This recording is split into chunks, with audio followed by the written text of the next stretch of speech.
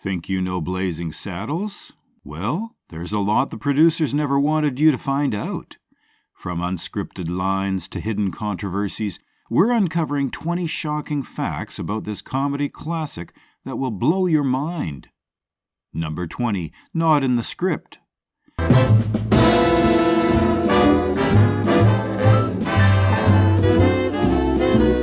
You think every line in Blazing Saddles was planned?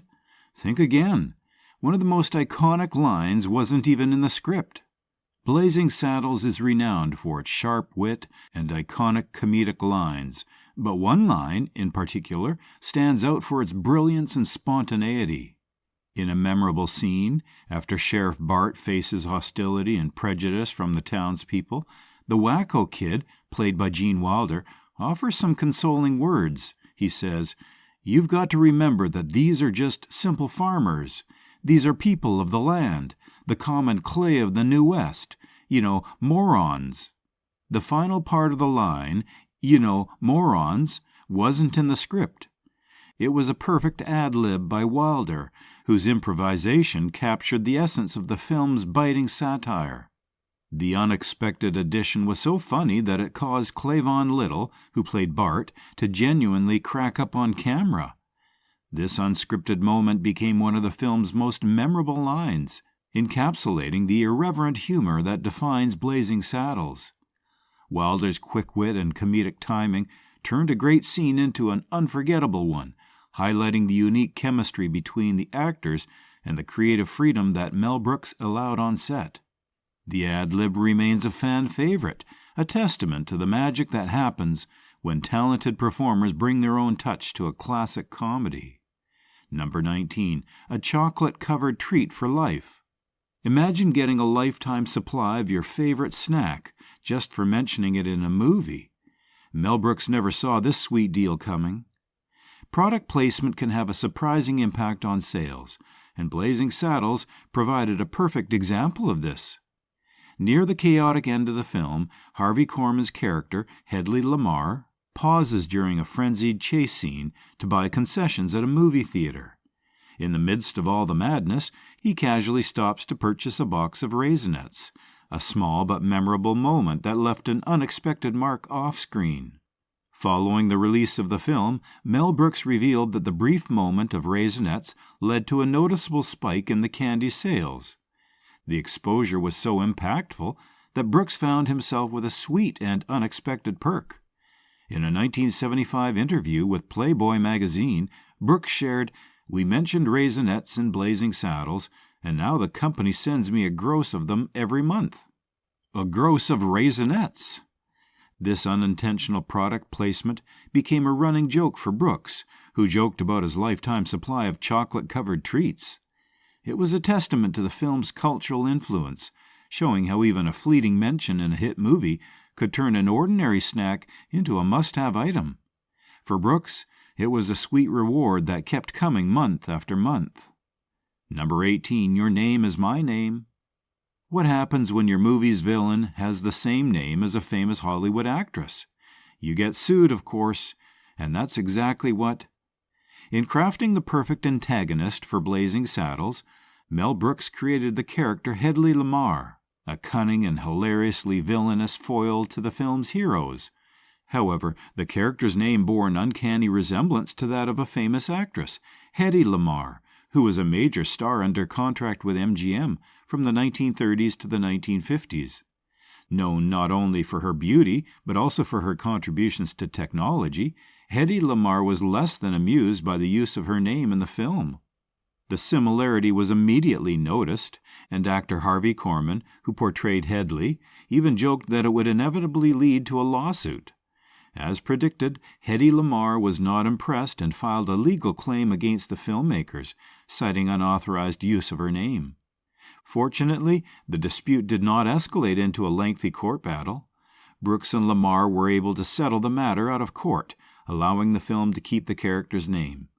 The incident became another anecdote in the movie's colorful history, illustrating how Brooks's boundary-pushing comedy sometimes collided with real-world sensitivities.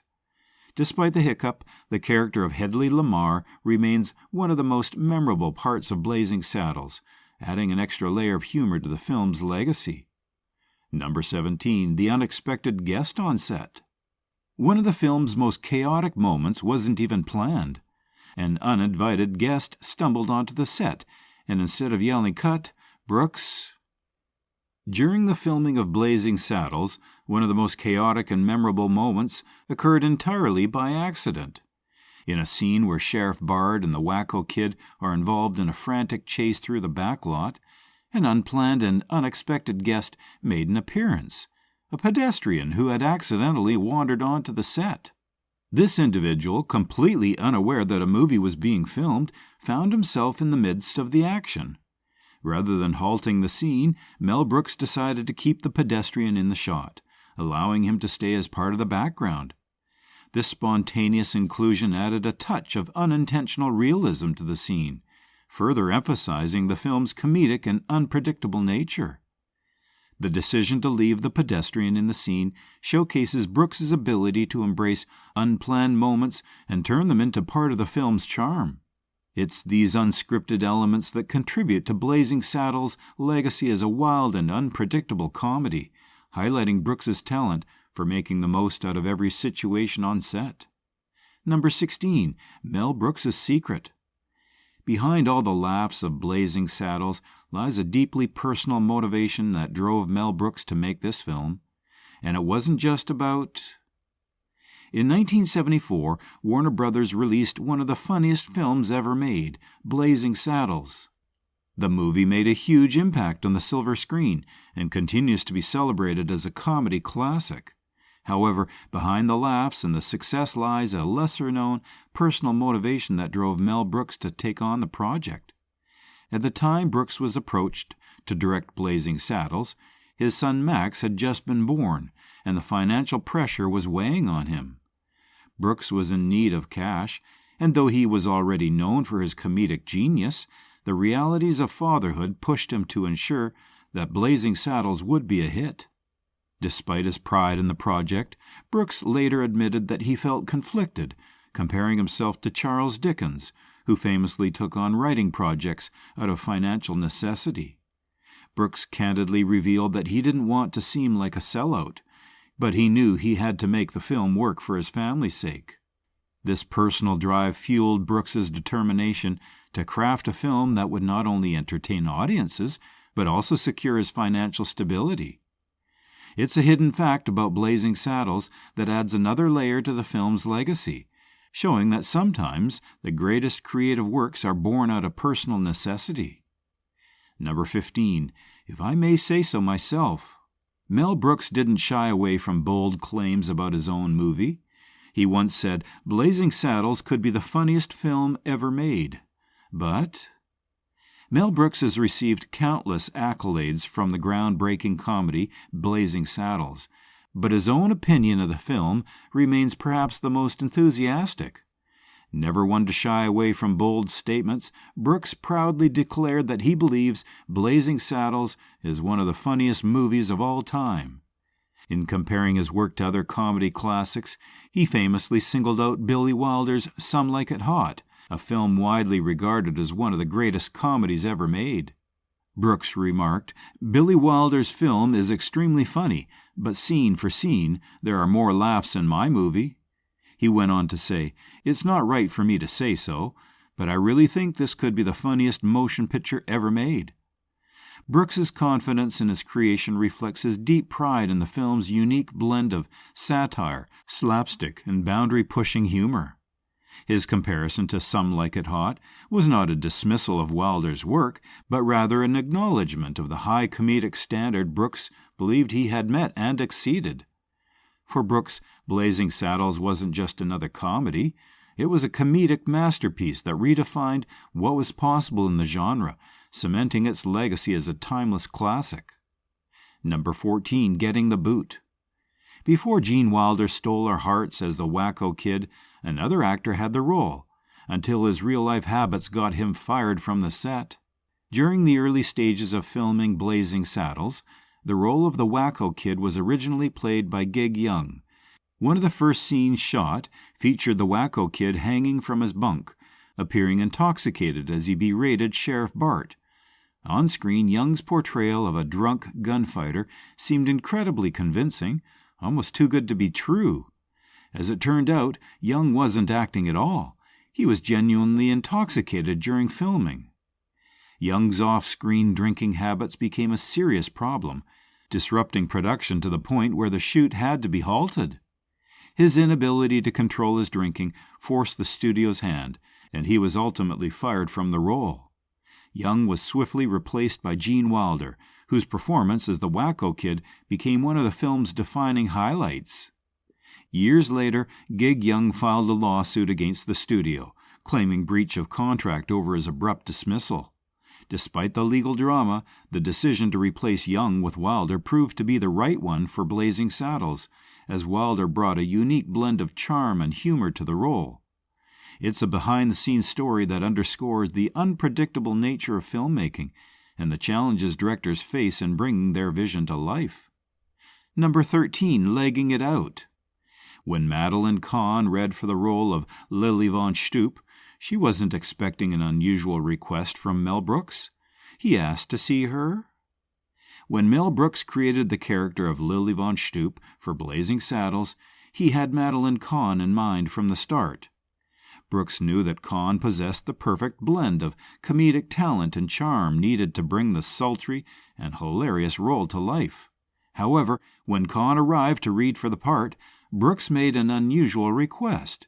He asked to see her legs. Taken aback, Kahn immediately assumed the worst, replying, "Oh, you're that kind of guy." Brooks quickly clarified that his request was purely professional. Lily von Stoop was a prodigy of Marlene Dietrich, the iconic star known for her glamorous and shapely legs, and Brooks needed to ensure that Kahn could embrace the character's physicality as well as her comedic essence. Understanding the reasoning, Kahn agreed but issued a stern warning, quipping, "No touching." The moment highlighted both Kahn's quick wit and her ability to hold her own in any situation, traits that would shine through in her unforgettable performance. The encounter became a humorous anecdote, reflecting the unique dynamic between the actress and director that helped to make Lily von Stoop one of the most memorable characters in Blazing Saddles. Number 12, Reach for the Sky. One of Sheriff Bart's wildest scenes comes from a true story of Mel Brooks's childhood. Brooks once pulled a ridiculous stunt involving Sheriff Bart's struggle to win over the townspeople in Blazing Saddles is hilariously captured in a scene where, in a desperate attempt to escape, he holds a gun to his own head and pretends to take himself hostage. This over-the-top tactic, which somehow works on the bewildered townspeople, is one of the film's most iconic moments. But surprisingly, this comedic bit wasn't just a random idea.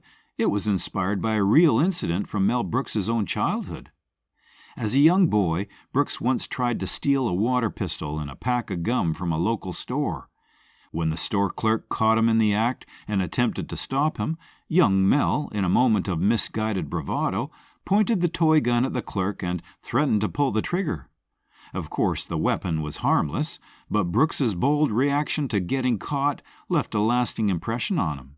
Years later, this childhood memory would find its way into Blazing Saddles, transformed into a brilliantly absurd scene that perfectly encapsulates the film's irreverent humor. It's a testament to Brooks's ability to draw on his own life experiences to create comedy, blending real-life inspiration with the outrageous antics that define his work. Number 11, On the Cutting Floor. Blazing Saddles was almost a very different movie. Studio executives were terrified of the risque content, and they pressured Mel Brooks to...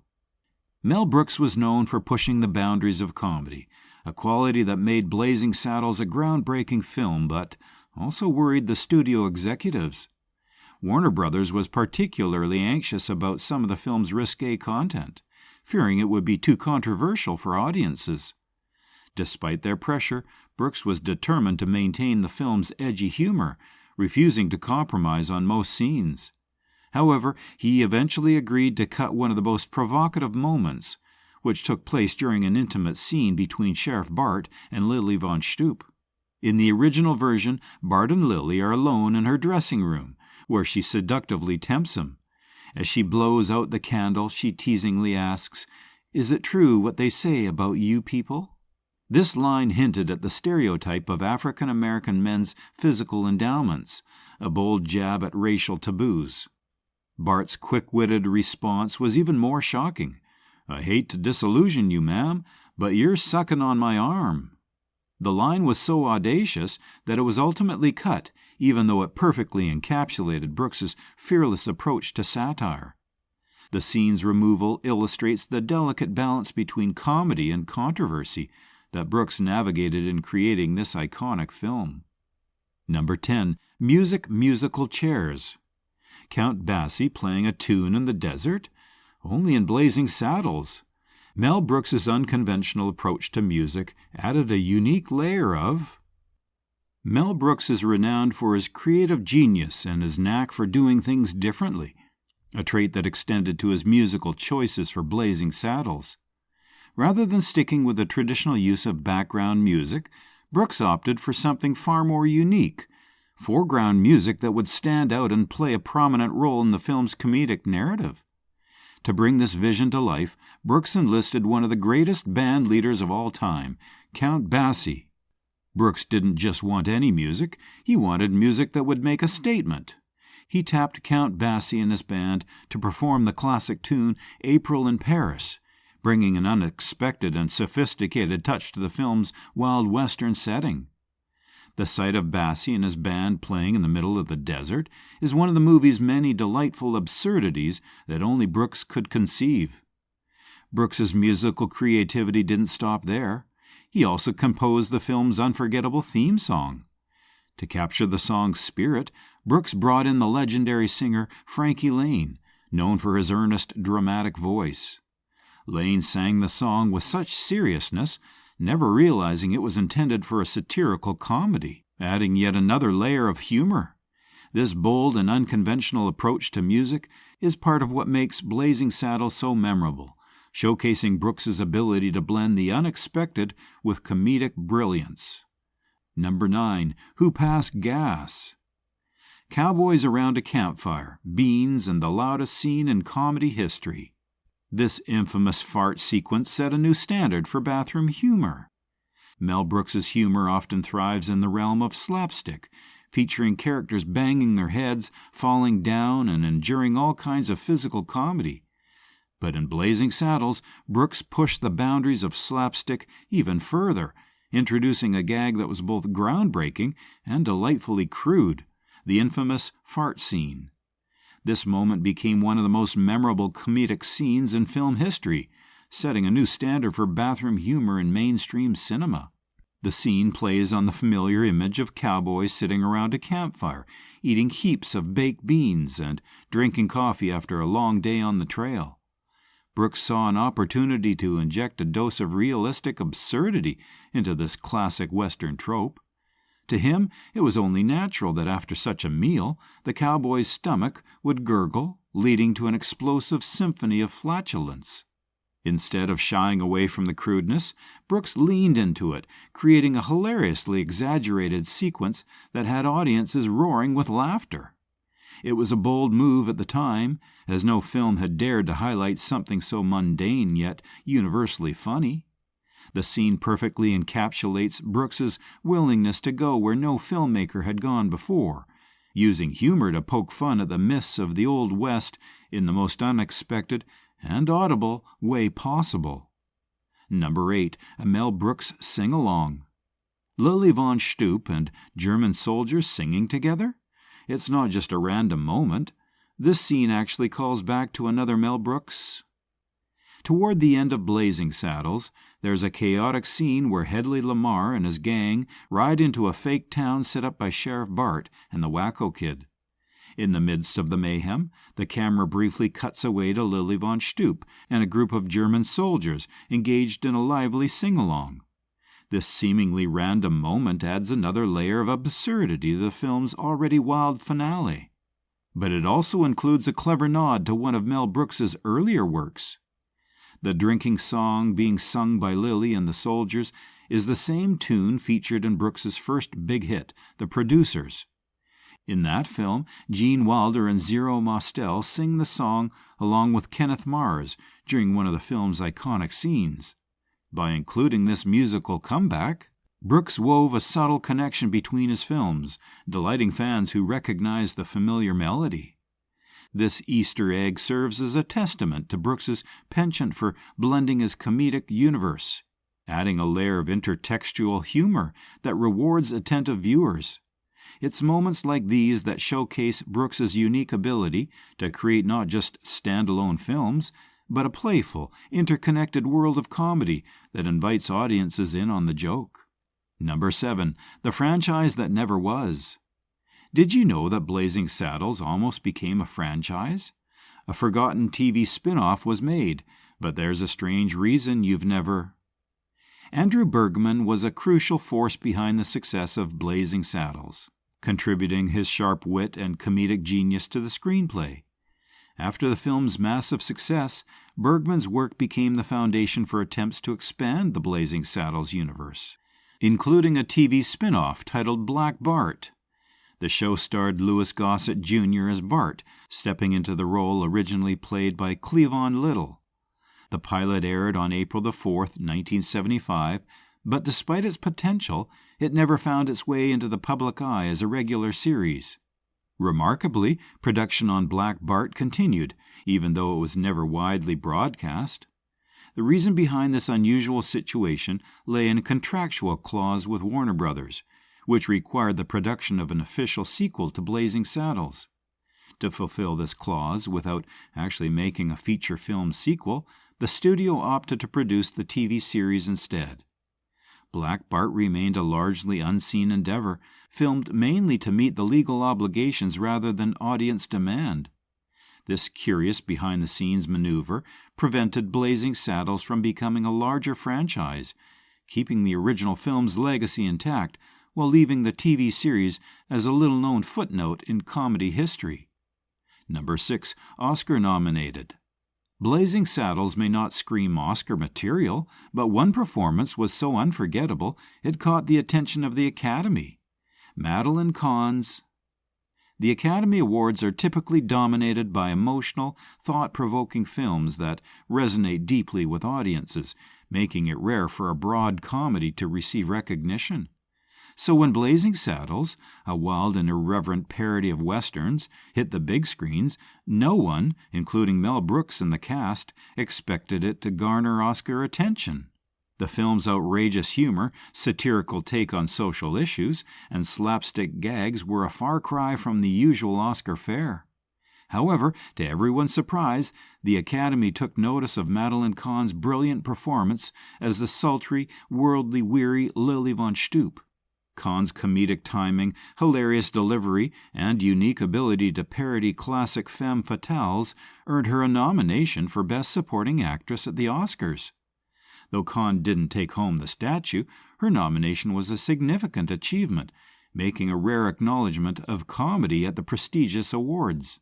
Kahn's Oscar nod was not just an honor for her, but also a testament to the impact of Blazing Saddles as a film that could push boundaries, make audiences laugh, and still earn critical acclaim.